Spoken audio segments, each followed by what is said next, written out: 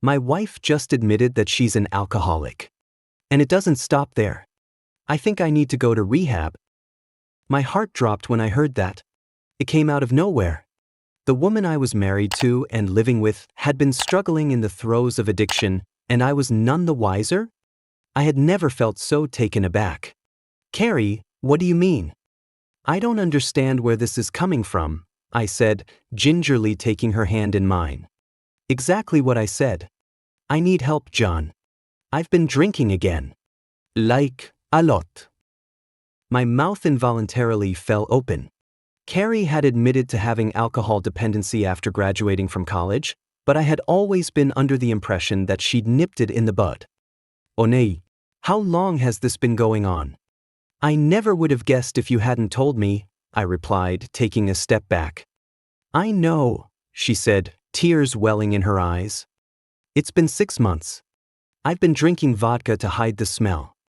That nightly glass of wine, it's actually cranberry juice and Smirnoff. I've been throwing the empty bottles in the dumpster behind my work so you wouldn't catch on. I'm sorry that I kept this from you, I really am. I just couldn't bear the thought of losing you over it. Carrie broke down, tears streaking down her cheeks. Hi. I would never leave you over something like that. You are the love of my life. We'll get through this together, I reassured her, gently rubbing her back. Really? That makes me so happy to hear. She wrapped her arms around me, and she stayed there for a long time, sobbing into my shirt. Thank you for being so accepting.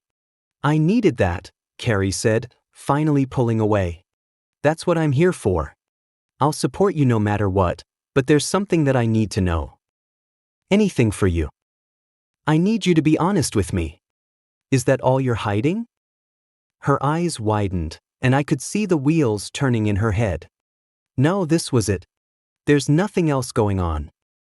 Carrie, don't lie to me. We've been married for 13 years. I know when you're not telling the truth. Fine. I've been going to a support group. You know, for alcoholics. My brows furrowed. Okay? And why did you feel the need to keep that from me? Because it's not working. This was a lot to get off my chest. I don't want to talk about it anymore. All right. But we're going to revisit this later. She nodded before darting into our room and locking the door. I didn't know what she was playing at, but I knew that my wife wasn't telling the truth. Not all of it, at least. And I was determined to find out what she was hiding. Now, I wish I would have just left her alone. Carrie didn't check herself into rehab right away. She said that she had to make some preparations before being admitted. No problem there. What was an issue was the late nights that she would spend out with people she claimed to be friends, or coworkers, or family. I knew better. Each time Carrie would tell me that she was coming home late, I'd check her location. She's not the best with technology, so I'd wager a guess that she forgot that she shared it with me. And I used that to my advantage. Whenever my wife made up an excuse not to come home, her phone said that she was always at one spot, the abandoned church on the outskirts of town. So I did what any suspicious husband would do. I tried to catch her in the act. Look, man, I don't know if this is the best idea, my coworker, Jeremy, said as I neared the parking lot. Oh yeah? Well, what would you do in this situation? I'd probably just, call the cops or something. Really? And tell them what? That my wife might be boinking some random dude in an empty church? They'd be more likely to write me a ticket for filing a false report. Whatever, man, I tried to warn you. Good luck. And with that, the line went dead. Thanks, I guess, I grumbled, slapping the car in park and pocketing my phone. I glanced up at the rundown building before me, steeling myself for what I was about to do. The church was even creepier in person. A fire had left it completely charred, evidenced by the imprints left around the shattered windows. Vines snaked along the exterior, lending to the place's eerie ambience. I really didn't want to have to go in there, but I knew that I didn't have any other choice. After reassuring myself in the rearview mirror for what must have been at least 10 minutes, I finally gathered the courage to go inside.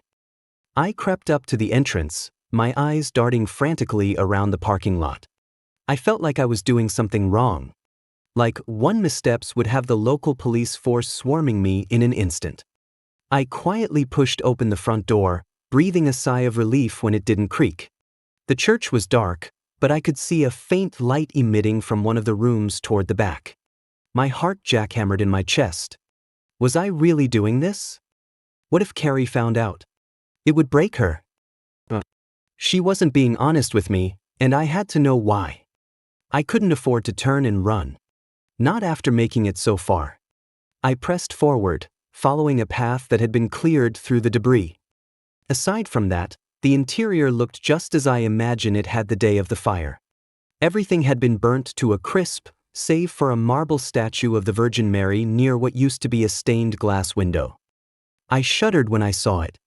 It felt as if its eyes were following me around the room, casting judgment on me. After a painstakingly long time trying to remain silent, I finally made it to the source of the light.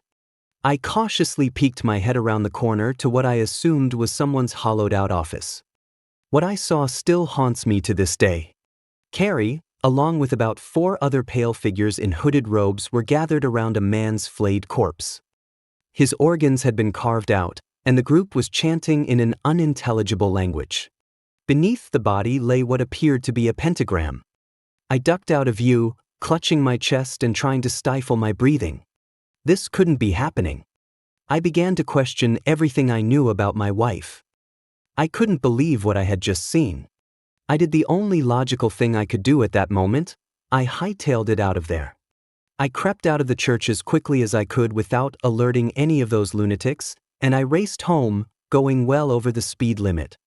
Once I arrived back at the house, I tried my best to steady myself. Hot tears stung my eyes as I pulled out my phone.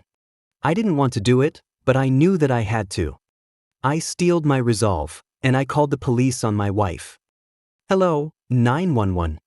What is your emergency?" I think I just saw a cult ritual.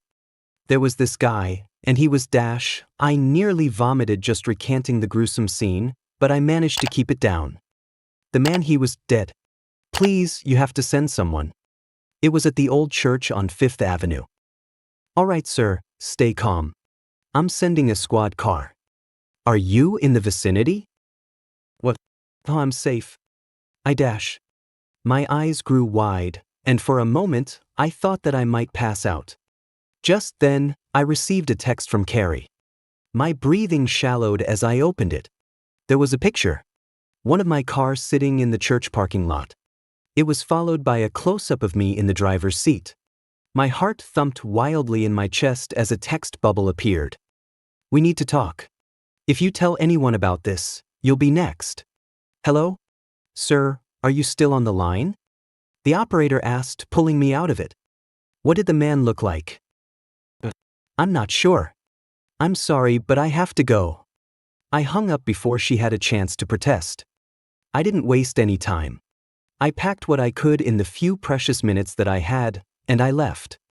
I have a feeling that I just messed with some very powerful people. I'm going to get as far away from that town as possible, no matter the cost. I'm not sure what's next for me. All I know is that I don't want to end up like that man with his chest open for all to see, lying on the floor of an abandoned church.